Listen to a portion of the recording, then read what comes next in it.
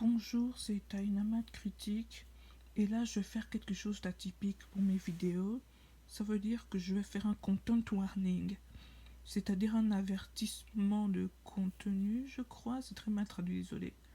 Mais parce que, vu que je vais parler des josei, les shoujo me fatiguent et Peach Girl Next me rend dingue, j'en peux plus. Je lis ça parce que je trouve ça divertissant et drôle, tellement c'est ridicule les situations, mais je n'en peux plus. Alors pour m'aérer l'esprit, je lis d'autres, j'ai regardé d'autres animés josei autres que Nana que j'ai beaucoup aimé et je vais vous suggérer aussi. Mais je vous avertis tout de suite, c'est certains de ces trucs de ces josei parce que les josei c'est comme quelqu'un l'a décrit en anglais, les josei c'est comme les grandes sœurs plus matures des shoujo. Et j'en avais assez d'à quel point les shoujo étaient puérils, qu'ils faisaient tout ce drama juste pour se tenir la main, c'était insupportable. Du coup, je préfère les josei aux shoujo. C'est peut-être parce que j'ai grandi, je sais pas, mais les shoujo me fatiguent honnêtement. Et même s'il y a quelques shoujo qui sont bien, c'est pas suffisant pour me donner une bonne opinion de ce genre. Donc là, je vais vous parler de mes animés josei préférés. Il y a deux animés josei dont je n'ai pas lu le manga, mais dont je n'ai vu que l'adaptation animée. Et un des deux mangas josei dont je vais vous parler, dont un a une adaptation animée que je n'ai pas regardé, et un n'a pas eu une adaptation animée, juste un live action, mais je vais vous parler de ça plus tard dans la vidéo. Sur ce, j'avoue que c'était une intro assez longue, on commence. Da Ristorante Paradiso. Ben, si jamais vous aimez enfin voyager, si vous voulez voyager et découvrir de nouvelles cultures, ben, je suppose que c'est animé pour vous. Et j'ai beaucoup aimé cet animé. C'est vraiment un josei classique. C'est animé à tout ce que j'aime dans les josei en fait. Et même si la protagoniste m'énerve au départ, je trouve qu'elle est vraiment ce qui est arrivé de mieux au love interest principal que je ne vous spoilerai pas. Mais je vous avertis, j'aime beaucoup cet animé, il est très bien, mais il y a une partie où est-ce qu'un des gars que vous voyez sur l'écran, c'est comme fait violer quand il travaille dans un hôtel chic, il s'est comme fait violer par une cliente riche qui lui a donné de l'argent après, mais il était comme traumatisé. Je sais pas s'il a fait ça de son plein gré ou s'il l'a forcé, mais vu comment il était traumatisé, je suis pas sûre. Donc si jamais c'est un sujet sensible pour vous, prenez soin de votre santé mentale et vous avez été averti. Mais à part ça, j'aime beaucoup cet animé. J'ai pas lu le manga parce que cet animé est adapté d'un manga. Mais j'ai beaucoup aimé. Si jamais ce sujet dont je vais vous parler est trop pour vous, je vais vous suggérer le josei suivant.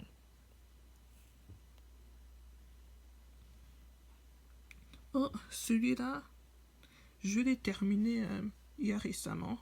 Natsuki Rendez-vous, il est plutôt récent quand même. Il est plutôt récent et j'ai beaucoup aimé. En tout cas, j'ai beaucoup aimé celui-là. Je voulais aussi vous suggérer Ice Guy Meet Cool Girl, mais je sais pas si jamais ça se qualifie comme un josei. Mais en tout cas, j'ai beaucoup aimé celui-là.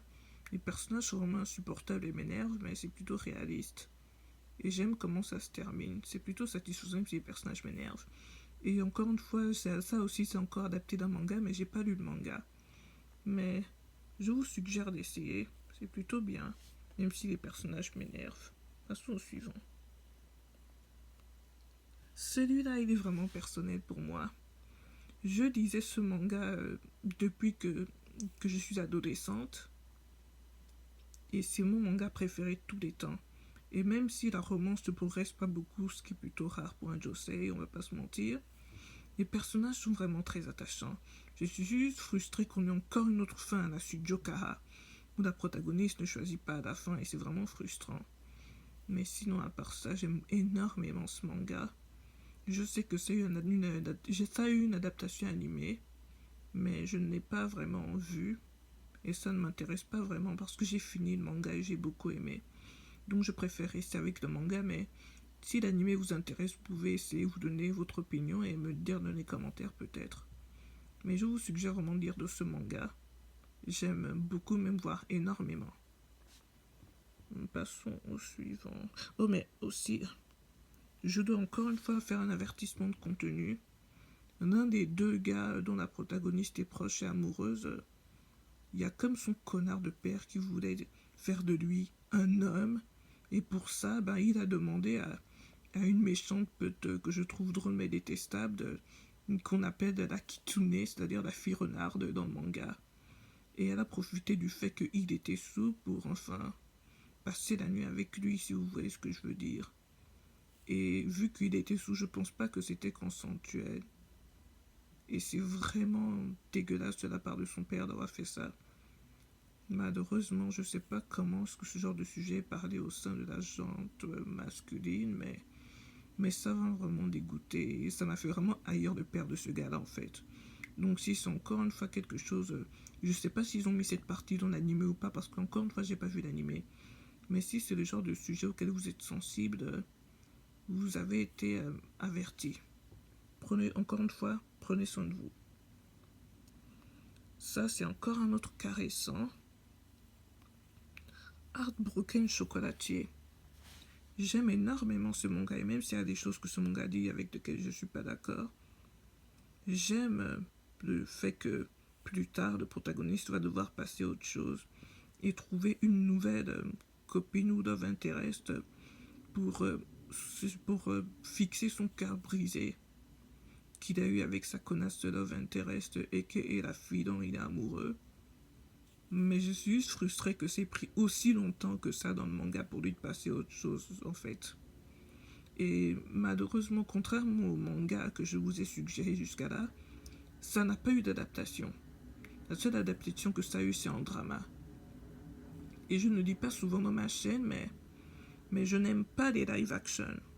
Je ne suis vraiment pas fan de live action, donc je pense pas que je regarderai ce drama. Mais je vous suggère vraiment ce manga. Si vous aimez les josei comme Nana, je ne dis pas que ce sera 100% comme Nana, mais je vous le suggère vraiment. Donc ouais. Sur ce, c'était Dynamite critique, la critique sans retenue et sans budget.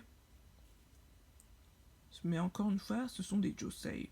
Et les josei sont plus matures que les shoujo, donc contenu explicite, niveau contenu explicite, vous êtes avertis. Les josei, contrairement aux shoujo qui sont plus puérils et insupportables, la romance progresse plus vite dans les josei, du moins pas mal d'entre eux, et ça part de sujets quand même assez sensibles. Et les personnages ne vont pas juste se tenir la main ou faire ce genre de choses. Oui, ils vont le faire, mais ça parle aussi pas mal de sexualité. Si vous êtes sensible à ce genre de sujet, les josei c'est peut-être pas pour vous, mais vous avez été avertis.